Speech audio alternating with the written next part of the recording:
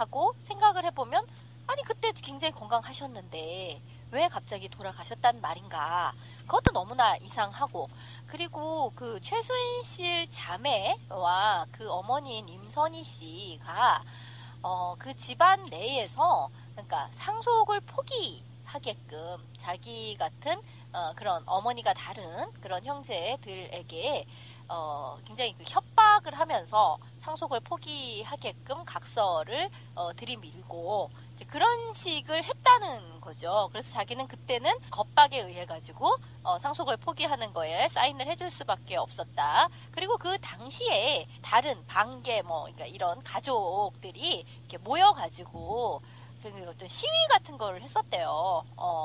그 죽음에도 의문이 있고 이걸 알리지 않은 거 등에 대해서 시위를 했었다고 하고 그 전부터 호적 정리 작업을 또 그렇게 했었다고 해요. 그러니까 자기가 낳지 않은 아이 자식들에 대해서 임선희 씨 주도로 그 호적에서 속아내는 작업.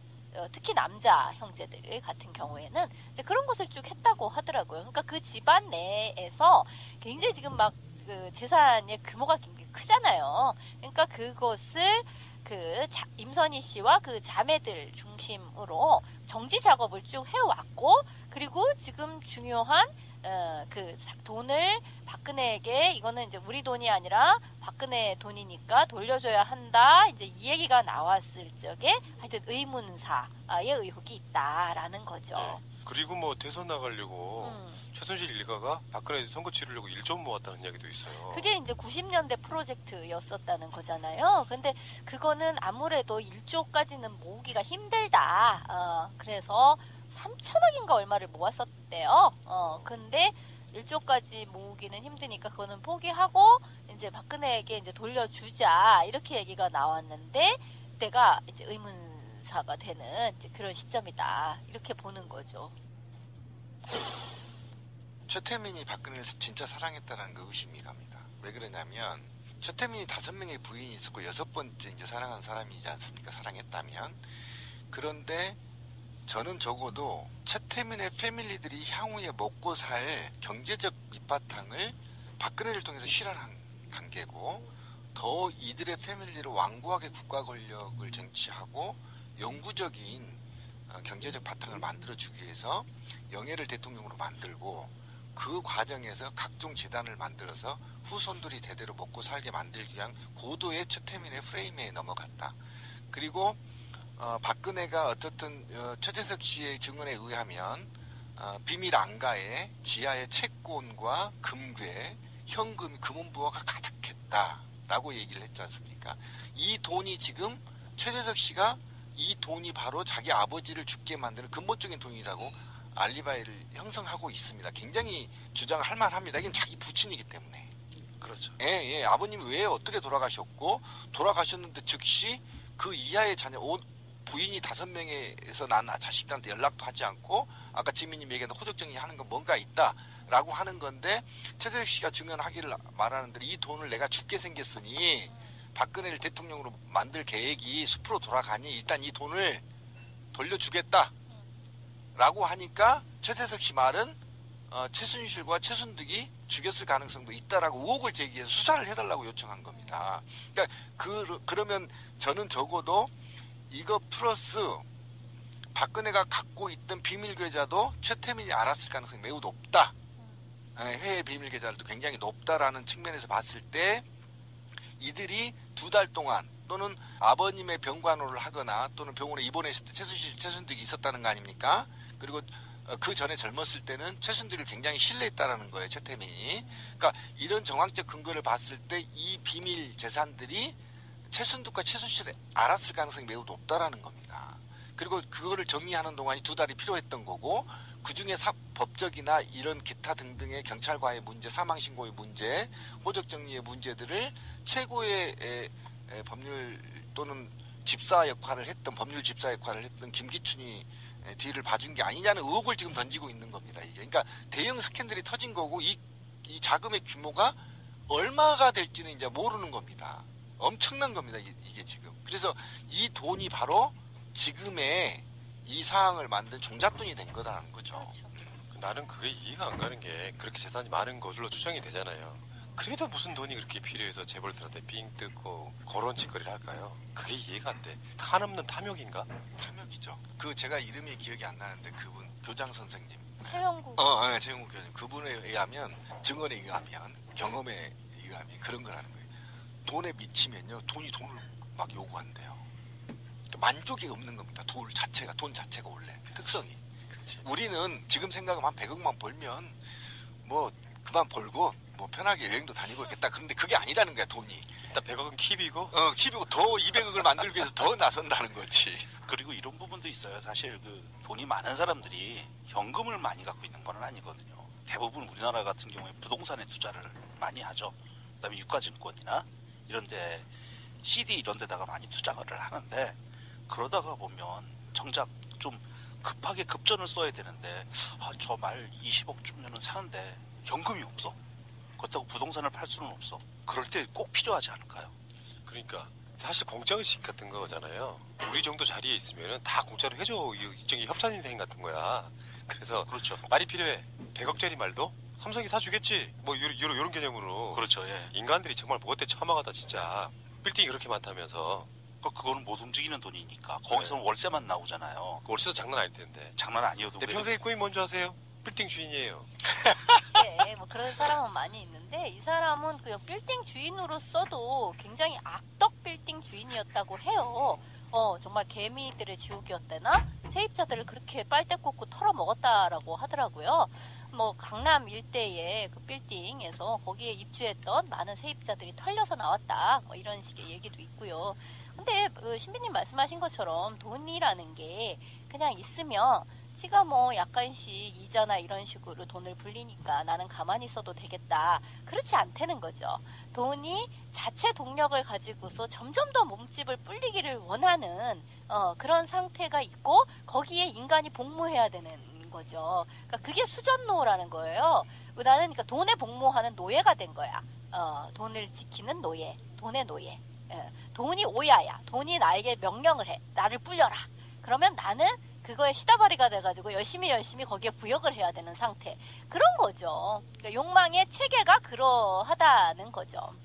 근데 그러면 이제 이 얘기를 한번 해봐야 돼요. 최순실 일가가 지금 사실상 분열된 상태로 보이거든요. 어떤 조작이나 커넥션은 없다고 봐요. 장시호가 까발린 태블릿 PC가 결정적으로 작용할 가능성, 박근혜가 했던 것이 다 거짓말임이 드러나 버리니까. 그렇죠. 결정적인 이메일 같은 것이 다 들어있다는 정권 거잖아요. 초기에만 뭐 잠깐 그 받았다도 아니고 이거는 2015년도에 썼던 것까지 지금 까발려진 상태니까 그 이야기를 좀 해보고 싶어요. 최순실과 장시호 드디어 이제 집안 개싸움의 서막인가 이렇게 바라볼 수도 있잖아요. 근데 뭐 워낙에 우리에게 알려져 있는 그런 게임 이론에서 그런 게 있잖아요. 죄수의 딜레마 뭐 이런 게 있잖아요. 서로 분리시켜가지고 저쪽에서 불기 전에 네가 먼저 불면 너는 죄를 적게 주겠다. 이런 식으로 하면 결국은 어찌됐든 나부터 살겠다고 다 불게 돼 있다는 거죠. 서로 의견 교환을 할 수가 없어서 라고 사람들이 처음에는 그렇게 생각했는데 의견 교환을 해도 마찬가지라는 거예요. 왜냐하면 믿을 수가 없기 때문에. 어쨌든 그게 죄수의 딜레마인데 장시호 같은 경우에는 지금 같은 취소 안에서도 최순실과 마주치지 않으려고, 그러니까 최순실이 변호인 접견을 하는 그 시간대를 피해가지고 변호인을 만나야 되는데 그 시간이 거의 얼마밖에 나지를 않는데요. 그런 상태이고요. 그리고 자기가 이제 아들을 만날 수가 없는 상태라는 것 때문에 변호인을 만나면 아들을 못 본다는 것 때문에 그렇게 운대네요. 그리고 지금 너무 웃긴 게 최순실은 최순실대로 자기가 변호인의 조력을 제대로 받지 못한다 이런 불만을 그러니까 결국 이게 내 변호사냐 아니면 박근혜 변호사냐 이런 식으로 불만을 내비친다는 이야기도 있고 장시호 같은 경우에는 알아서 이게 막 자기가 전혀 최순실을 위해서 입을 다물 이유가 없는 상태로 그렇게 많이 지금 줄줄 불고 있다라고 하거든요. 저는 이게 설계의 한 측면이다. 모든 죄를 장시호든 정유라든 관계자들이 최종 컨트롤 타워가 박근혜라고 화살표를 주는 게 좋습니다. 왜 그러냐면 태블릿 PC를 제출하는 건 최순실과 장시호의 형량을 감형한 의도가 굉장히 높습니다. 키워드를 보면 어떤 거냐면 장시호가 PC를 제출하고 나서 최순실이 극심한 혼란에 빠져 있다. 막 이런 키워드가 나오거든요. 그러니까 뭐 이건 저는 뭐 스크린 효과라고 보고 실제로는 모든 지시가 박근혜로부터 내려왔다라는 걸 보임으로 인해서 오히려 이 국정농단의 주체가 최순실이 아니고 박근혜가 몸통이고 박근혜가 몸통을 통해서 아래에 십상시 뭐 문고리 3인방 등등이 쭉 이행한 단계다. 그래서 수괴가 박근혜라고 미루는 게 좋습니다. 그래야 형량이 떨어지고요. 박근혜는 죄를 많이 받을수록 좋아요. 얘네들 입장에서는. 왜 그러냐면 사면 받을 거니까. 대통령은요. 다음 대통령 1년 안에 사면해 줍니다.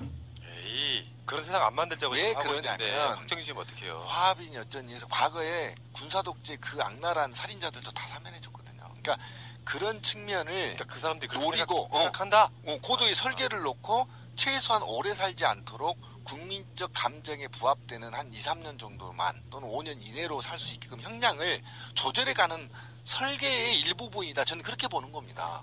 그러니까 장시호가 무슨 뭐 막 검찰도 속아가지고 한 게 아니라 변호사들의 종합적인 설계에 의해서 이때 제출하자 해서 형량 얼마 받고 형량을 계산하고 있다 지금.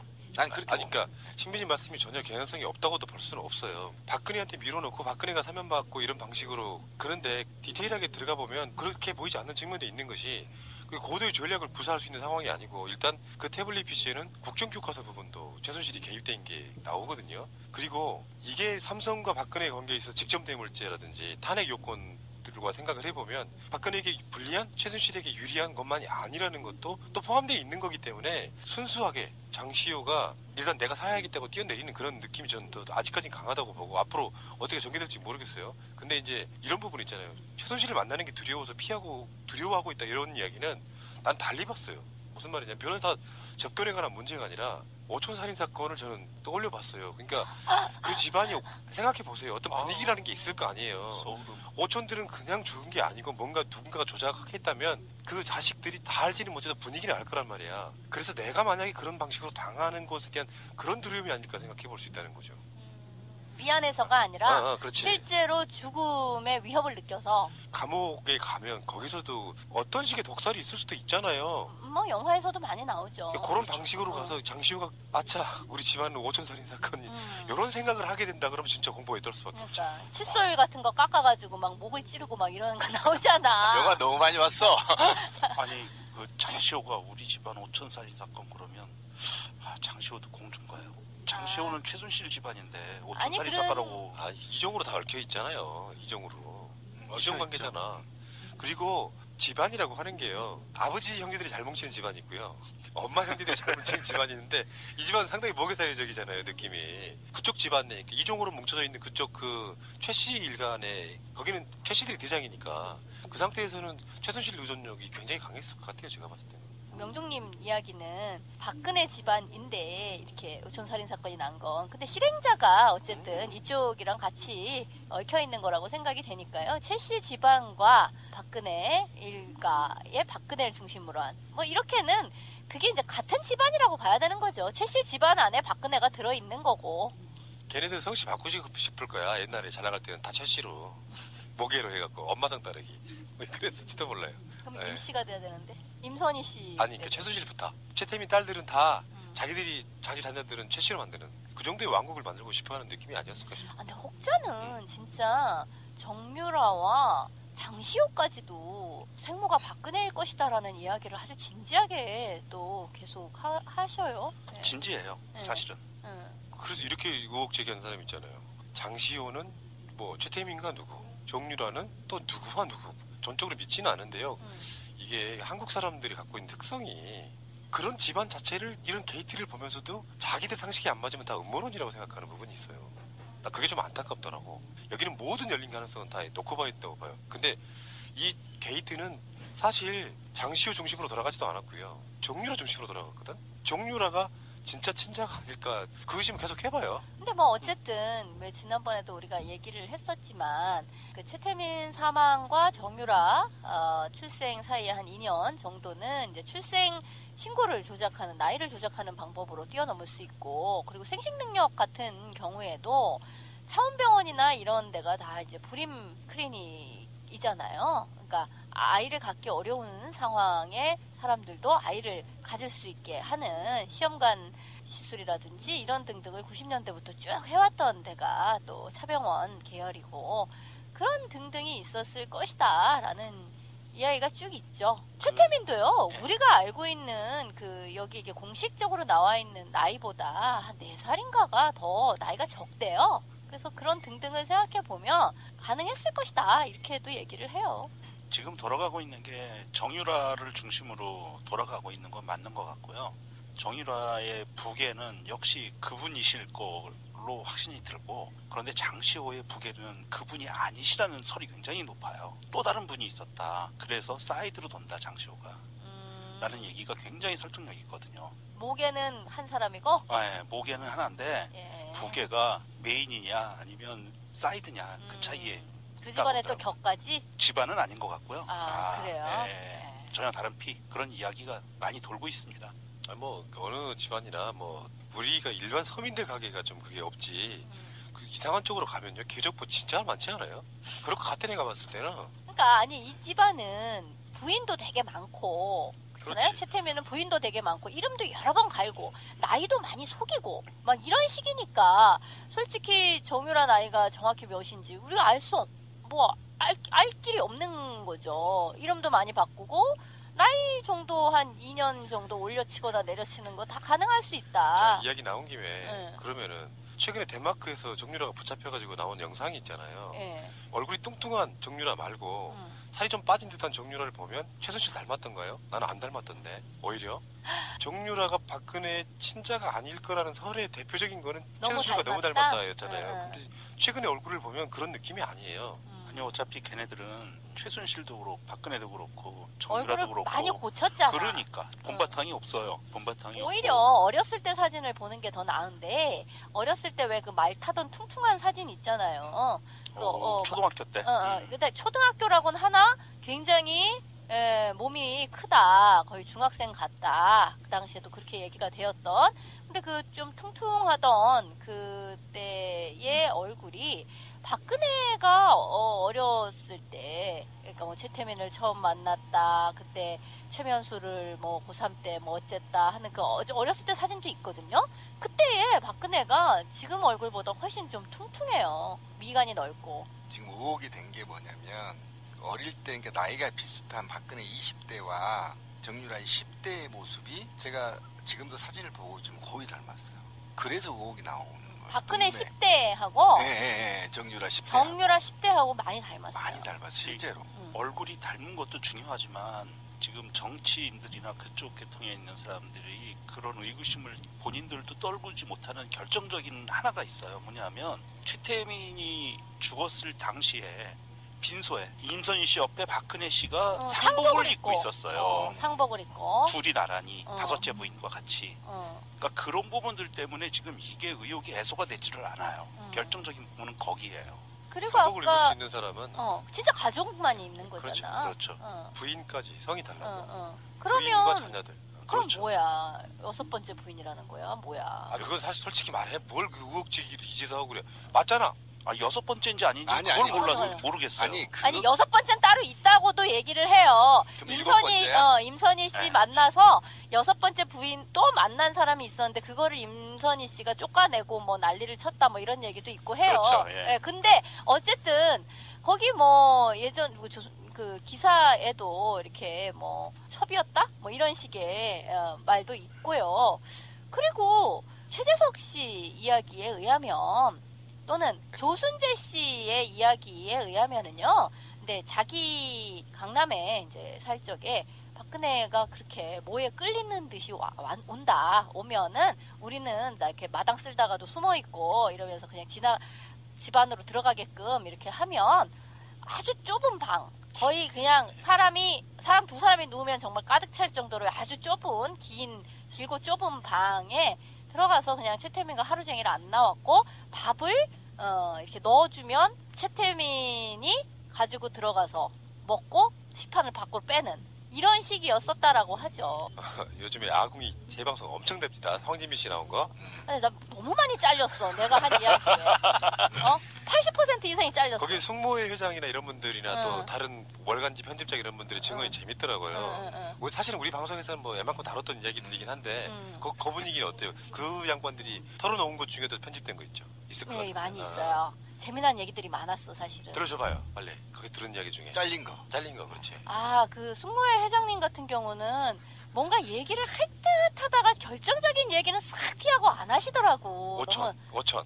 답답해. 불안한 거야. 말 잘못하면 큰일 날까봐. 너무 답답했어요. 그래서 그러니까 아. 뭘 굉장히 많이 알고 계신 것 같은데 결정적인 얘기는 싹 피하고 안 하셔요. 근데 재방송 왜 이렇게 많이 한대? 내가 그래요, 지금 난 못 봤는데. 재방송이요. 원래 지상파에서는 본방하고 재방송 다 출연료가 나가요. 아, 그래요? 드라마도 드라마 한 번 나가잖아요. 그럼 출연료가 1이면 재방송은 50% 이런 식으로 나가는데 MBN이 그렇게 하나요? 아니요, 그건 아닌 것 이런 같은데. 응. 뭐 고정 출연하는 거예요? 혹시? 아니 몰라요. 단발성이 그냥 일단? 지난번에 일단 연락이 왔고 근데 네. 이렇게 다 잘린 걸로 봐서 연락이 안 올 가능성도 많아요. 정 반대로 해석해도 돼요. 왜? 너무 센데 응. PD가 편집하는 거 보면 그 흐름이 느껴지거든요. 응. 황진미한테 되게 미안한 거야. 그러니까 얼굴은 되게 많이 비춰져. 우리는 황진미 목소리 들으려고 막 TV 보고 있잖아. 응. 대체 언제 발언하는 거야 하고 막 이렇게 볼 거 아니에요. 응. 근데 끝부분에 많이 넣어줬지. 응. 그러니까 황진미의 스타일은 그 나머지 나온 사람들에 비해서 발언이 쓸 수밖에 없는 사람이라서 구색 맞추기는 딱 좋아요. 그러니까 안 내보내더라도 결정적으로 써먹기 위해서 고정 출연할 가능성이 있습니다. 네. 나가고 싶어요, 근데? 모르겠어요. 아 근데 되게 빡세요. 4시간을 녹화해가지고 1시간 반을 내보내는데 그 중에는 이 무슨 자료 화면 이런 것도 들어가야 되니까 1시간 조금 넘는 시간 내보내는 거거든요. 그럼 뭐야? 4분의 3이 쳐나가지는 근데 거야. 무슨 이야기를 그렇게 4시간씩 해? 그러니까.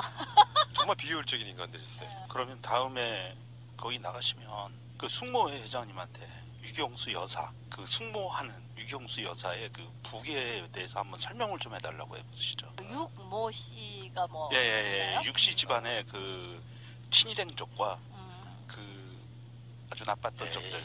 그거는. 그래, 뭐- 말 벌써. 아니 근데 그거는 항상 주제가 바뀌는 거니까요. 네. 어쨌든 그래서 어쨌든 최태민과 박근혜가 서로 사랑하는 사이라는 거는 부인할 수 없는 거예요. 근데 문제는 그곳에서 둘 사이에 아이가 있냐 없냐가 중요한 거죠. 아니 지금 오늘 그 이야기 핵심이 아니니까 그러니까. 일단 정리하고 갈게요. 속담에 그런 말이 있죠. 씨앗을 보면 부처도 돌아선다. 그 씨앗이 아니고 씨앗이에요. 이게 순우리말로. 씨앗. 순우리말로 첩. 남편의 첩을 뜻하는 건데 그럼에도 불구하고 임선이라고 하는 사람은 그걸 인내했다는 어떤 기사들이 가끔씩 있어요. 보면은 워낙 그런 사람이었고 예전에 우리가 최태민 이야기를 이 게이트 국면에서 말고요. 많이 그 했어요. 3년 전에 할 때인가는 종종 보고서에 보면 최태민에 대한 이야기가 격렬하게 나오는데 제가 방송을 한 적이 있습니다. 네. 발기불능 뭐 이런 거. 그런 뭐, 사람이었다고. 그러니까 그때는 여러 좀 많이 번 들었어. 성추행이 있었는데 성추행 사건이 여러 건이었는데 그 중에 몇 건은 발기가 안 돼서 실패. 뭐 이런 건이 꽤 있었던 거죠. 아무튼 굉장히 더티 있는 사람처럼 보이고. 자 넘어갈게요. 어쨌든 그걸 돈으로 다 이렇게 뭔가 좀 만회하려고 했던 그런 집안들의 어떤 모습 같아요. 잘 배우지도 못했고 뭔가 사회적으로 인정받지 못하지만 돈만 갖고 있다가 권력도 좀 한번 가져보자라고 하는 게 결국 이 사단이 난 거라고 좀 보이는데.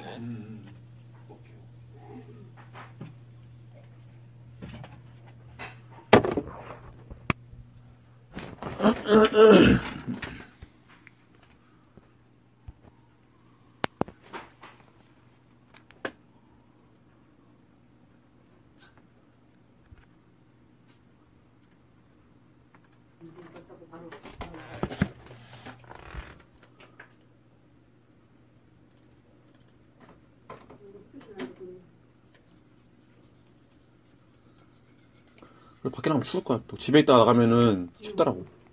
처음 나갔을 때는.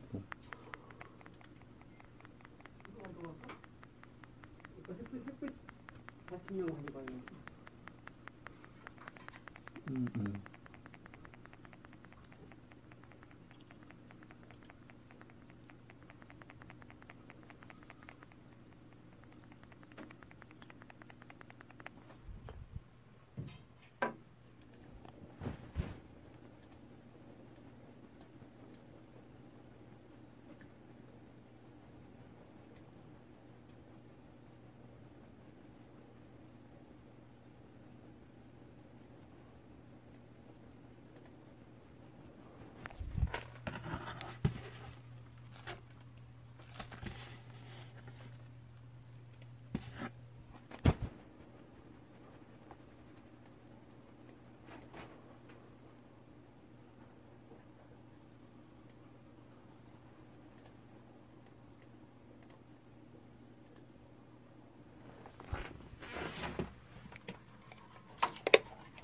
또는 집사 역할을 했던 법률 집사 역할을 했던 김기춘이 뒤를 봐준 게 아니냐는 의혹을 지금 던지고 있는 겁니다. 이게 그러니까 대형 스캔들이 터진 거고 이 자금의 규모가 얼마가 될지는 이제 모르는 겁니다. 엄청난 겁니다. 이게 지금. 그래서 이 돈이 바로 지금의 이 상황을 만든 종잣돈이 된 거라는 거죠. 그렇죠. 나는 그게 이해가 안 가는 게 그렇게 재산이 많은 것으로 추정이 되잖아요. 그래도 무슨 돈이 그렇게 필요해서 재벌들한테 삥 뜯고 그런 짓거리를 할까요? 그게 이해가 안 돼. 한없는 탐욕인가? 탐욕이죠. 그 제가 이름이 기억이 안 나는데 그분 교장 선생님. 최영국. 최영국 교수님. 그분에 의하면 증언에 의하면 경험에 의하면 그런 거라는 거예요. 돈에 미치면요 돈을 막 요구한대요. 만족이 없는 겁니다. 돈 자체가 원래 특성이. 그렇지. 우리는 지금 생각하면 한 100억만 벌면 뭐 그만 벌고 뭐 편하게 여행도 다니고 있겠다. 그런데 그게 아니라는 거야 돈이. 일단 100억은 킵이고 킵이고 더 200억을 만들기 위해서 더 나선다는 거지.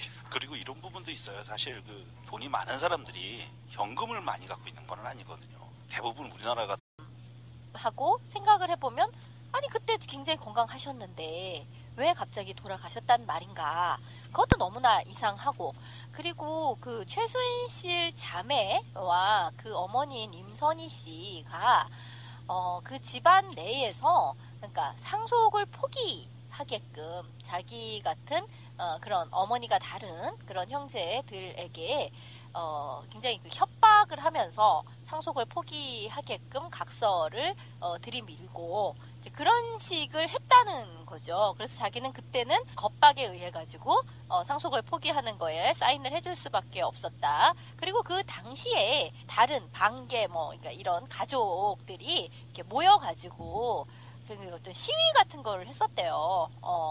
그 죽음에도 의문이 있고 이걸 알리지 않은 거 등에 대해서 시위를 했었다고 하고 그 전부터 호적 정리 작업을 또 그렇게 했었다고 해요. 그러니까 자기가 낳지 않은 아이 자식들에 대해서 임선희 씨 주도로 그 호적에서 솎아내는. 아까 지민님 얘기한 호적 정리하는 건 뭔가 있다라고 하는 건데 최재석 씨가 증언하기를 말하는 대로 이 돈을 내가 죽게 생겼으니 박근혜를 대통령으로 만들 계획이 숲으로 돌아가니 일단 이 돈을 돌려주겠다 라고 하니까 최재석 씨 말은 최순실과 최순득이 죽였을 가능성도 있다라고 의혹을 제기해서 수사를 해달라고 요청한 겁니다. 그러니까 그러면 저는 적어도 이거 플러스 박근혜가 갖고 있던 비밀 계좌도 최태민이 알았을 가능성이 매우 높다. 해외 비밀 계좌도 굉장히 높다라는 측면에서 봤을 때 이들이 2달 동안 또는 아버님의 병간호를 하거나 또는 병원에 입원했을 때 최순실, 최순득이 있었다는 거 아닙니까? 그리고 그 전에 젊었을 때는 최순득을 굉장히 신뢰했다라는 거예요, 최태민이.